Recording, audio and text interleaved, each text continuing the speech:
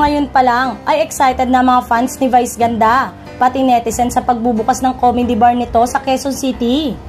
Tanong nga ng mga marites sa online world, tatapatan nga ba ni Vice si Alan Kay sa pagmamay-ari ng mga comedy bars?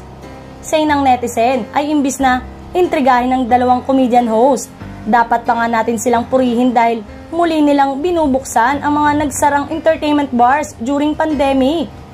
Mas marami silang nabibigyan ng trabaho and the same time ay marami rin silang mas napapasayang mga tao dahil sa pagpunta sa mga comedy bars. Kung matatandaan, maraming stand-up comedian, waiters at iba pa na nawala ng trabaho dahil nagsara ang lahat ng comedy bars during pandemic.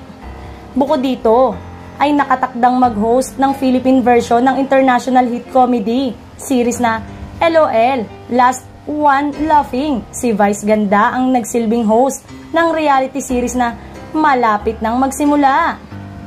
Sa palabas na nasa ilalim ng Prime Video, excited na akong maging host ng LOL, Last One Laughing Philippines, bulalas ni Vice Ganda. Nangunguna si Vice Ganda sa listahan ng mga pinagkakatiwalaang personalidad ng Pilipinas. Bukod sa Pilipinas, nakatakda ring ilunsad ng palabas ang mga local adaptation nito sa Indonesia at Thailand.